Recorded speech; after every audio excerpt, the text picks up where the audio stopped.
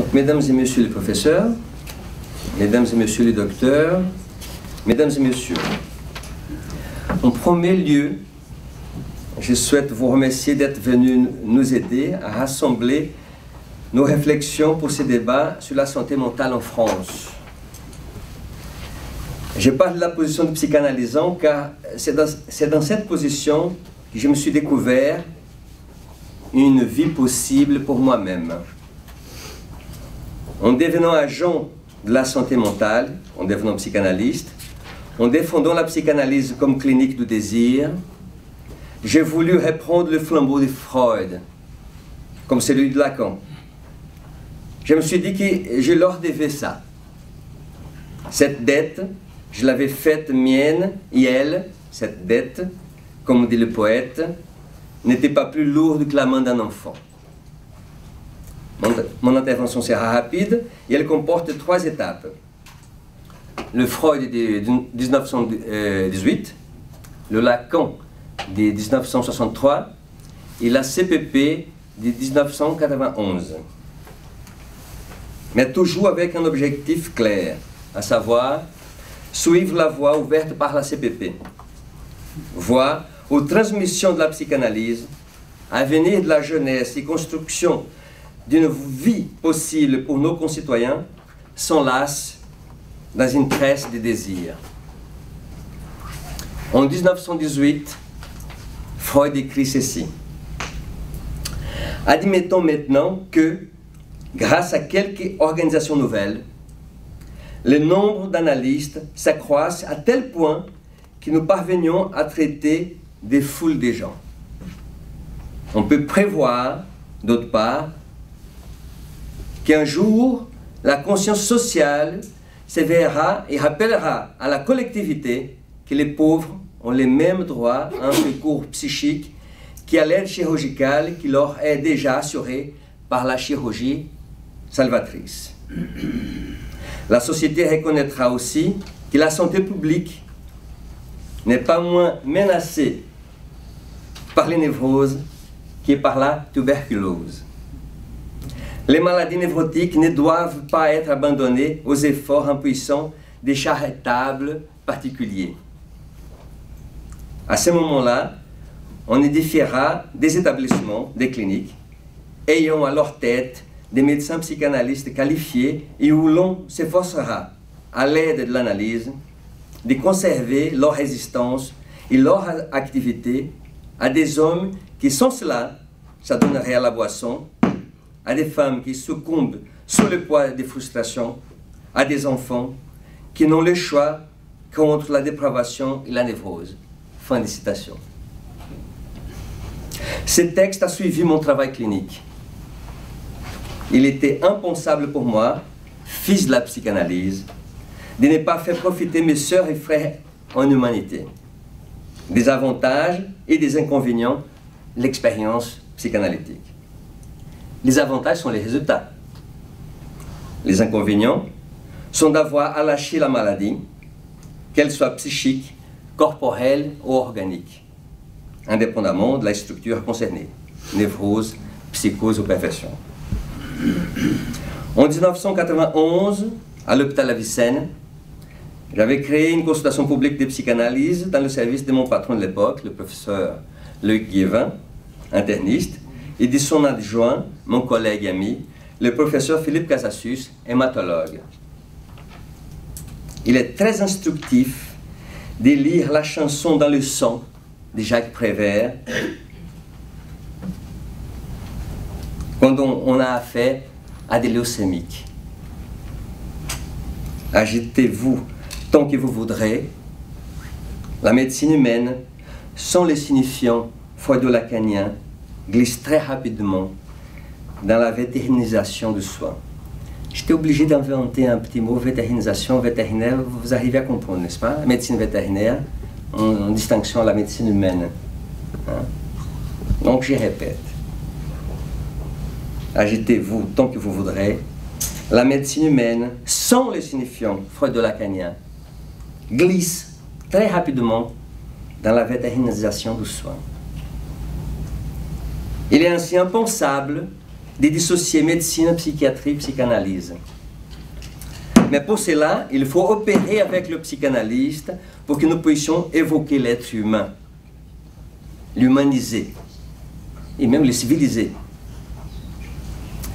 C'est à cette période que j'ai fui éveillé à ce texte de la Condamnation séminaire sur l'angoisse et lui dit ce qui suit.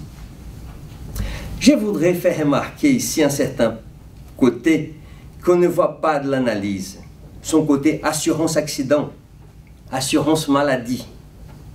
C'est très drôle, quand même, combien, au moins, à partir du moment où un analyste a pris ce qu'on appelle l'expérience, c'est-à-dire tout ce que, dans sa propre attitude à lui, bien souvent, il ignore, combien les maladies de courte durée sont rares pendant les analyses.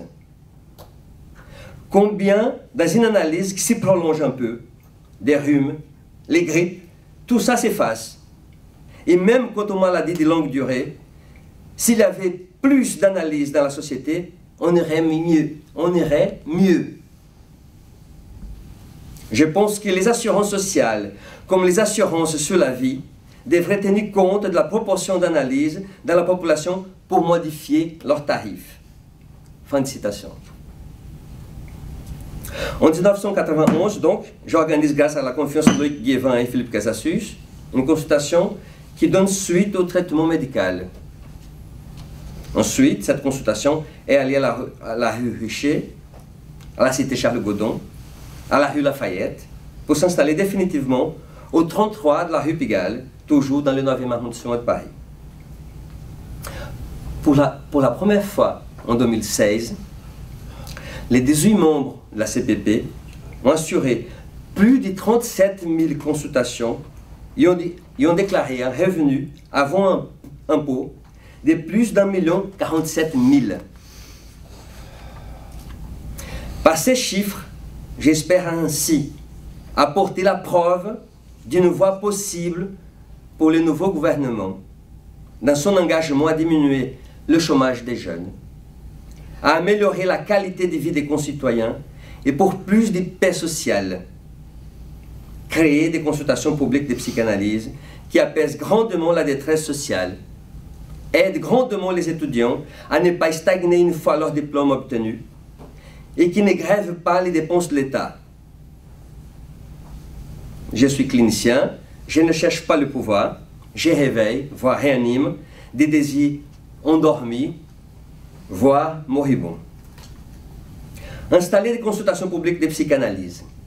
Cette proposition concerne les écoles de psychanalyse et les psychistes en général.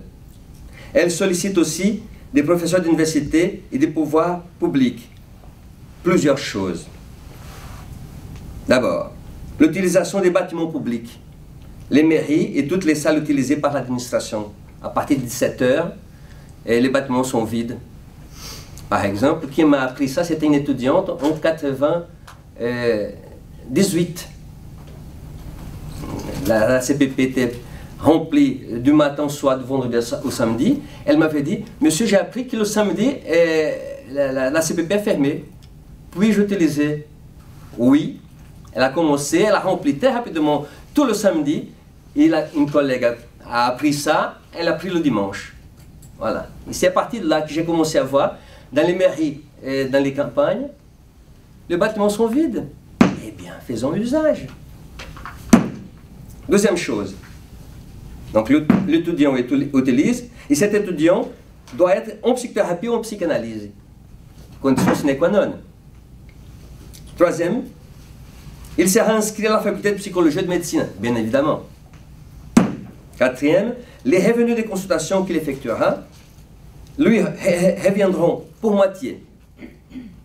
L'autre pour l'association qui aura la responsabilité d'encadrer l'étudiant. Il aura ainsi l'argent pour s'habiller, se nourrir, acheter des livres. Enfin, à la fin de ses études, il aura une clientèle et pourra s'installer de manière autonome. Et ça, c'est le point fondamental chez nous, parce que, normalement, les étudiants, les jeunes psychiatres ne gagnent pas correctement leur vie, et les étudiants de psychologie vont travailler en tant que vendeuses, ou dans des boulangeries. Aucun étudiant chez nous quand ils commencent en première et deuxième année leurs études et qu'ils terminent, quand ils ont le diplôme, ils ont une clientèle. Pas parce que nous avons donné, parce qu'ils ont travaillé pour. L'unique chose qu'on fait, c'est prêter le local. L'étudiant est devenu un clinicien, articulant une théorie fine, la psychanalyse, celle qui en maltraite tellement. Hein. Dans cette opération, l'étudiant est devenu un clinicien, pas un technicien, pas un praticien, un clinicien. On articule une théorie fine avec une pratique concrète. Et le patient, quant à lui, retrouve le chemin de l'amour et du travail. La même visée de Freud fonctionne encore en 2017. Cela signifie moins de psychotropes, moins de consultations médicales en bobologie. Les urgences sont remplies. Moins d'arrêt maladie, moins de suicides. C'est cette manière de faire de la clinique qui m'autorise à mettre en évidence que 18 personnes ont réussi à assurer ce nombre de consultations et cette somme d'argent en 2016. Si vous contestez cette manière de faire, montrez-nous la vôtre et je vous suivrai. Sinon, rassemblons-nous et passons à la dernière étape de ce projet, à savoir écrire au nouveau président élu. Et cette proposition est portée par votre école, votre fédération, votre association. Nous ne sommes pas pressés, mais nous n'avons pas de temps à perdre. Merci de votre attention.